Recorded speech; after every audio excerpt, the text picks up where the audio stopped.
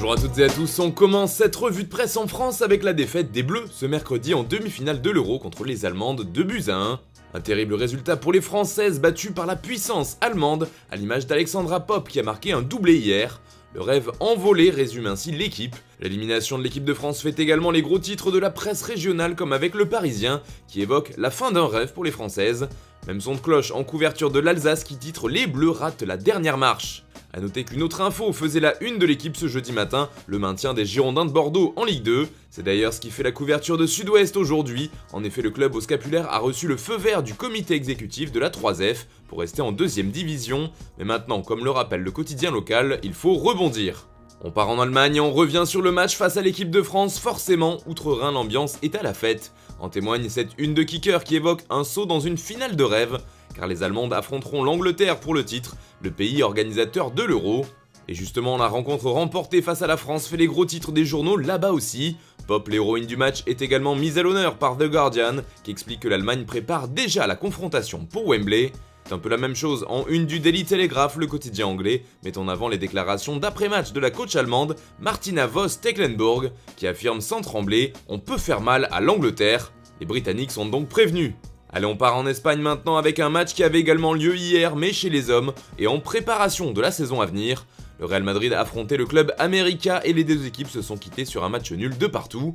Mais comme le rapporte AS ce jeudi, la rencontre a surtout été marquée par un nouveau coup de classe de Karim Benzema. Il a égalisé à 1 partout d'une très jolie frappe enroulée, et il est revenu comme il était parti, affirme le quotidien. Les vacances n'ont rien changé, il a illuminé la rencontre et a montré 45 minutes de fantaisie absolue pour le quotidien ibérique. A noter que les Merengues joueront un dernier match amical le 31 juillet face à la Juve, avant de retrouver l'Eintracht Francfort pour la Supercoupe le 10 août prochain. Toujours en Espagne, l'arrivée de Jules Koundé au FC Barcelone est plus proche que jamais. Le Français fait la couverture de Sport qui titre « Engagé ». Pour le média catalan, le Barça a un accord de principe avec Séville pour faire venir Koundé, et le défenseur va signer un contrat de 5 ans avec les Blaugrana. L'idée est la même en couverture de Mundo Deportivo. Koundé coulé, s'amuse le journal barcelonais, qui explique qu'il ne manque plus qu'une signature finale, mais que tout est déjà bouclé. L'international français est LE joueur que voulait Xavi pour bâtir l'une des meilleures défenses d'Europe, et son officialisation n'est plus qu'une question d'heure. En Italie aussi on parle d'un Français, mais malheureusement les nouvelles sont beaucoup moins bonnes, car c'est de nouveau de Paul Pogba dont il s'agit. Il fait la une du Corriere dello Sport car sa blessure inquiète. Le journal explique que son pépin au ménisque pourrait être bien plus grave que prévu et il risque de louper la Coupe du Monde au Qatar. En fait, deux possibilités existent pour se soigner, enlever le cartilage ou le laisser se réparer. Dans le premier cas, il devra arrêter au moins 2 mois, mais ce n'est pas sans danger pour son genou dans le futur. Dans le deuxième cas, ce serait un arrêt de 4 mois.